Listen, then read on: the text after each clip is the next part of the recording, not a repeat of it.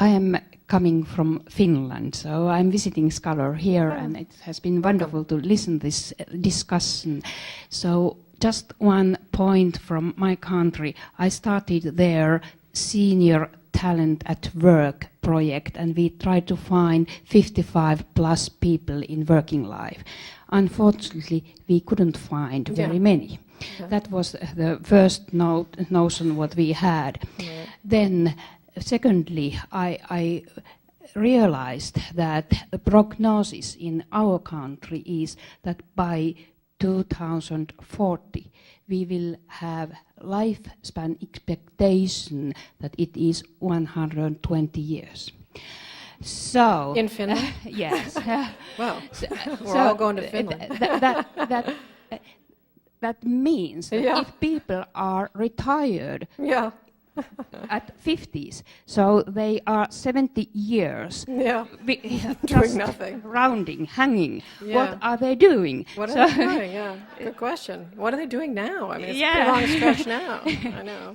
So I think that we are in front of serious social issue when we are speaking about what are grown-up brains and if our life expectation is so high. So I don't know whether these prognoses are just right when we are coming to 2040, but anyway, that makes very, very big issue also in other part of Europe. Interesting. Okay, thank you. Yes? Oh, sorry, there's one over there. He's been patient.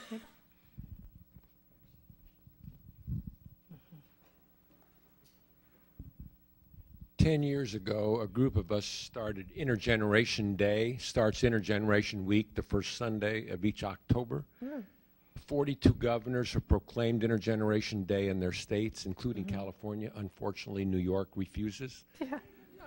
My question is, and I have seen Intergeneration Day celebrated in nursing homes, and people who have not come out of their rooms in 6 months come out for cakewalks and to participate.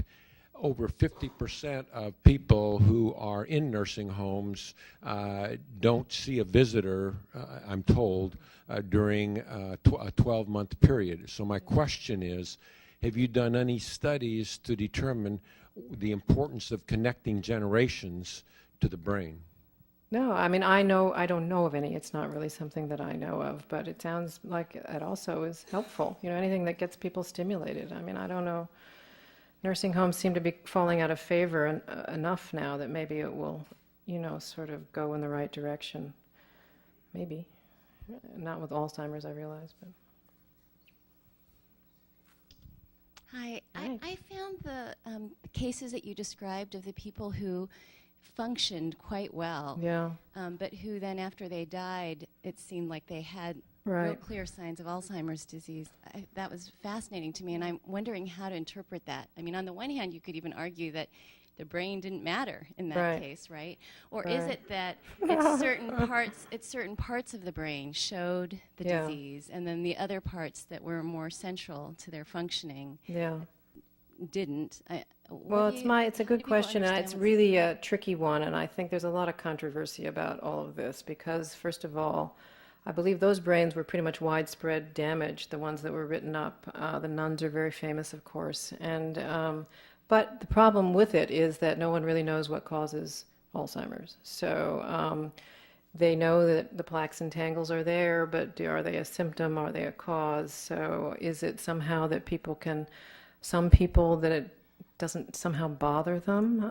It seems like it's seems like undoable. Their brains could be so riddled with disease. So I would say that thought, I mean, you're right to think how to interpret this. It's up in the air. I don't think we know yet. And so the idea of cognitive reserve is controversial. It's new and maybe helps in some ways. Maybe we've got the whole idea about Alzheimer's completely wrong-headed from the beginning, from the get-go. So I can't say that we know the answer for sure. You know, they just know that these people keep popping up. And I think what convinced me that there might be something there is that it's not just with that. You know, they do find that, you know, some people seem to recover from similar strokes quite, you know, at different rates. And I think we also often know people like this, kind of people who just seem to sort of be able to fake it longer, in terms of brain damage, brain injury, or stroke, and they just seem to sort of pull through a little bit faster. And then, of course, there is the data about some people just decline much faster, and looking at it backwards, they think that they have withstood the assault of the disease longer.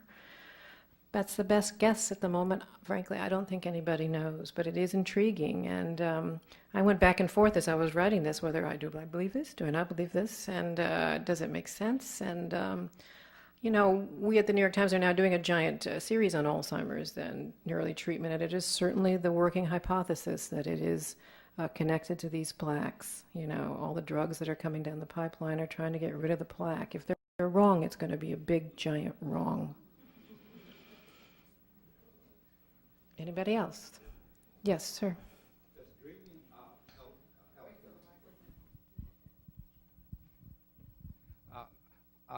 I would like to know, does dreaming help the healthy brain to nourish itself? Well, anybody here want to take that one on? Well, does dreaming help the brain? Help the brain in general, or nourish itself? Nourish it itself. Nourish itself. Dreaming is a tough one. I'm not sure there's anybody out there that I know of that knows why, how, and what it does. If there's anybody here in this wonderful Stanford audience who does, please raise their hand. I actually don't know the answer. Go ahead, yes? I was just going to make the comment, everyone dreams. It's a physiological Yes. fact of sleep architecture. Yes. Dreaming or not dreaming, I think, has nothing to do with anything but your remembering. Right. Right. We all fall into those states and we dream one way or the other. So, yeah, it's not an optional activity. That's a very good point. Yeah. So, and whether we remember it or not, it might help our creativity. Who knows? One last question. Oh, here's somebody who wants to talk about dreams. Good. I read an article a few months ago that said they had a group of study participants that looked at a maze and tried to solve it, and then half of the group went to sleep for half an hour and the other half stayed awake. And the participants that dreamt about journeys or traveling through a cave or anything similar to the path performed better and were able to solve the maze quicker than the group that did. You're totally right. Dreaming has some effect, correlation to translating memories in the short term. It helps us learn. There seems to be clear. They can, watch little rat brains as they learn a maze, and then they watch their brains rehearse it after they've learned that little maze in their sleep. So. Oh, thank you.